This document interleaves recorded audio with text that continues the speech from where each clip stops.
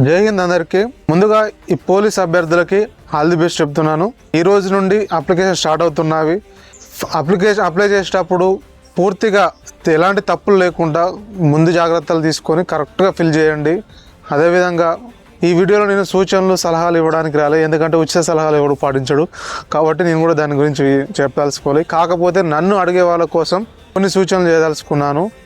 అవేంటంటే, ఇప్పుడు ఈ ఎంటైర్ నోటిఫికేషన్ అనేది ఒక 9 నెలల నుండి 12 నెలలు అంటే దాదాపుగా సంవత్సరం పాటు ఉంటుంది. ప్రిలిమ్స్, ఈవెంట్స్, మెయిన్స్ అంతా కలిపి సంవత్సరం పాటు ఉంటుంది.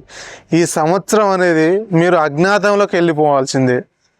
ఎలాంటి అజ్ఞాతంలో అంటే, మీ సర్కిల్లో, మీ ఫ్రెండ్ సర్కిల్లో అందరిట్లో ఎవరిట్లో అసలు నువ్వు ఒకరి ఉన్నావు అనేది మర్చిపోవాలి. నువ్వు బయటకు వచ్చినప్పుడు నిన్ను వాళ్ళు నువ్వు ఇన్నాళ్ళు ఎక్కడికి వెళ్ళావని అడగకూడదు. అలా అడిగారంటే నువ్వు ఫెయిల్ అయినట్టే లెక్క. నేను అడగకుండా ఉండాలంటే నువ్వు సక్సెస్ అయితే నేను అడగరు, ఎందుకంటే నువ్వు ఆల్రెడీ యూనిఫామ్ మీదే ఒంటి మీద వేసుకుంటావు కాబట్టి ఇన్నాళ్ళు ఎక్కడ పోయినావు నేను అడగరు.